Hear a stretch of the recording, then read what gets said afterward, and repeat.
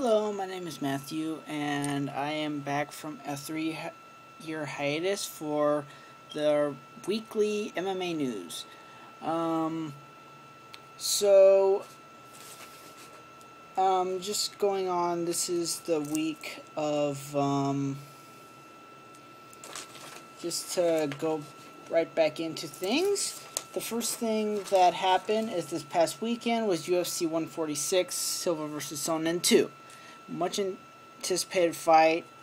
Had the loudmouth Chael Sonnen going up against the very dominant Anderson Silva, who before their first fight looked pretty invincible, but Sonnen came in with an injury.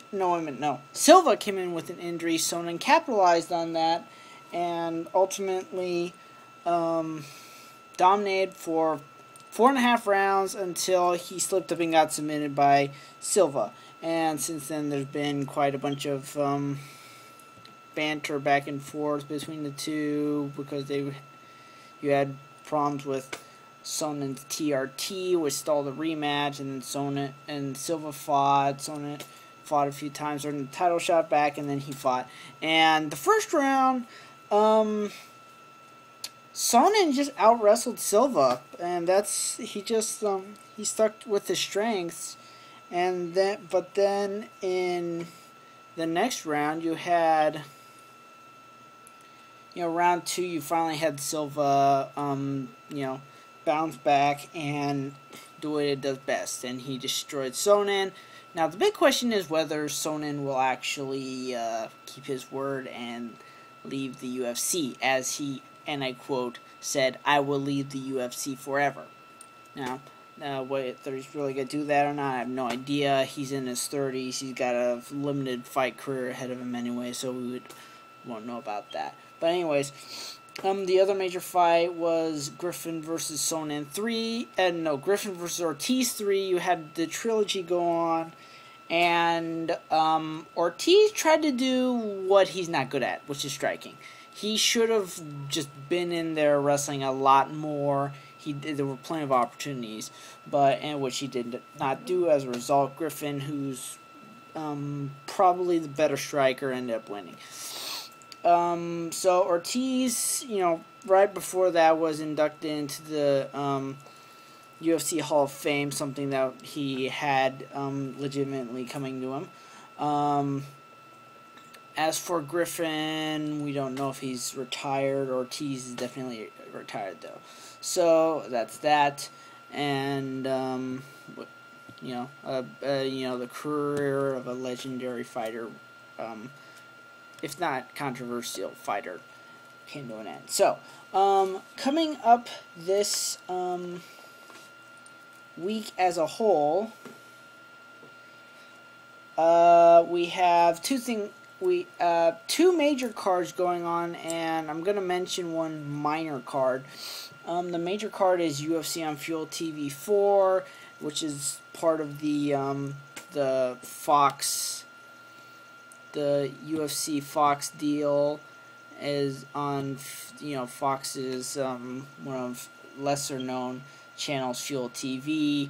The main event is, which I think is really the only major fight, is going to be Munoz versus Weidman. Now, Mark Munoz, after a very rough debut against Matt Hamill, has bounced back, and he's in title contention.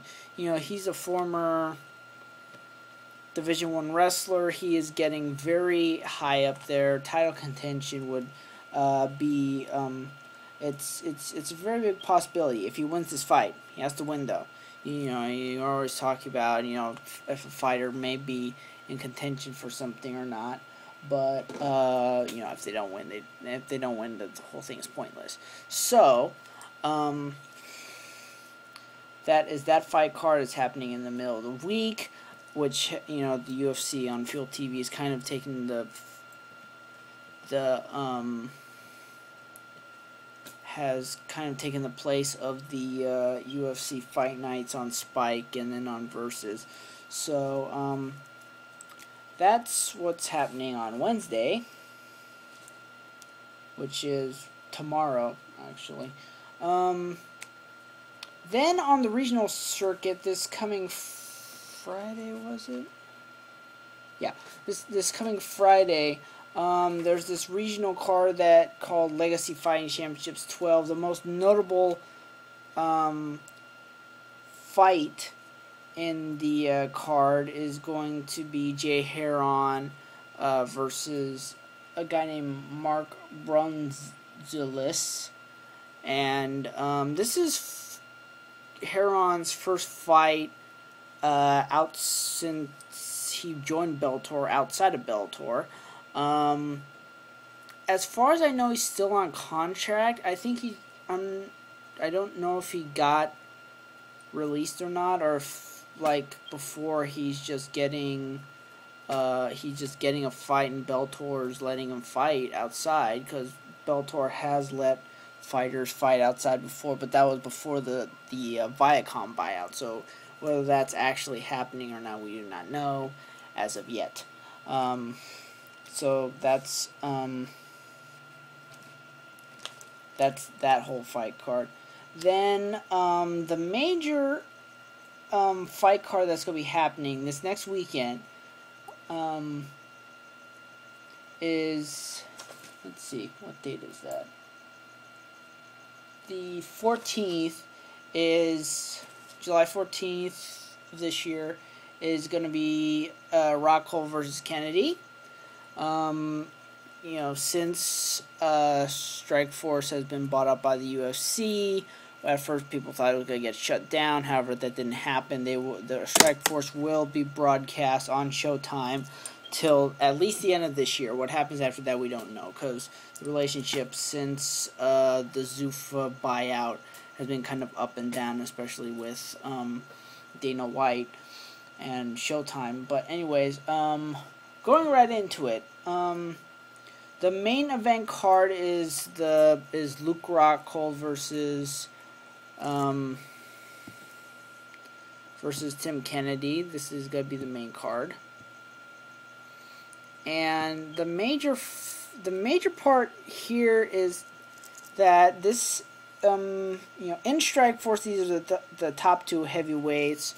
Rockhold has been probably the most consistent champion since the Zuffa buyout, because at first, UFC basically raided Strikeforce's roster and took a whole bunch of the big name fighters out of Strikeforce and brought them into the UFC. And of course we had the lull in a bunch of the weight divisions because their championships had been vacated, and of course they just imported the entire Strikeforce roster into the UFC completely, with the exception of the Grand Prix, which there's still rumors that Cormier is still going to get one more fight before he leaves Strikeforce. Incidentally, I personally believe Cormier should be getting a UFC fight right away, and there's some people who argue he should potentially get a title shot. I am not going to argue one way or the other, but I could definitely see that happening. I wouldn't be opposed to it. But anyways, Rockhold versus Kennedy. You have Luke Rockhold. He's the current champion. He took it over, and now he's fighting Tim Kennedy, who's former U.S. Army Ranger. He's been fighting in Strikeforce for a while. There were several times where the two were supposed to fight before and after Rockhold took the championship, and now it's finally going to happen. So, a lot of people are saying that this is a dry fight. I personally don't believe it, because I think that you have they're good fighters.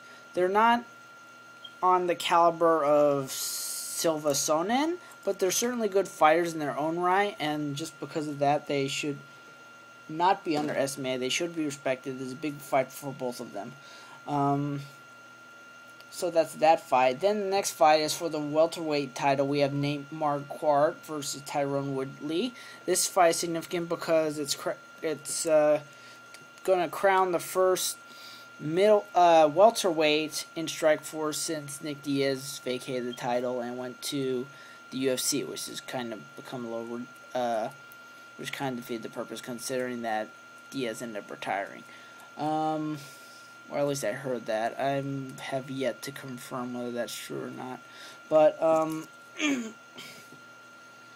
Marquardt Woodley, big fight. Tyron Woodley is undefeated. I think he's 10-0. Woodley, I meant. Marquardt, on the other hand, had a little bit of a big roller coaster.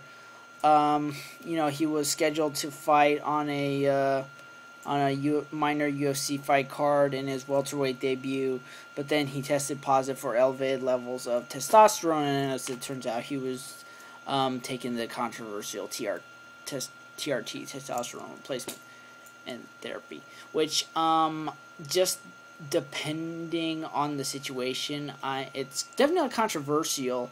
I could interpret it as cheating. I don't understand why you would really, if you've been living with lower levels of testosterone, then I personally don't think there's a real reason why you would need to continue with it. Because, you had Sonnen, you had Rampage come out and say he was taking it. You have a whole bunch of big name fighters say that they were taking it, and I personally don't. It's a lot of people are saying it's not right, and I'm a little conflicted, but I'm leaning more towards it should be a little bit more regulated. It should be illegal. But yeah, anyways, so Marquardt was supposed to be in a fight. He didn't, and Dana White just cut him because he basically said, you know what, you, which kind of leads me to think he's kind of leading a double standard. But anyways, so yeah, that fight. You have Larkin versus Lawler. Robbie Lawler, the lead XC middleweight champion, he's coming into this fight with, still something to prove.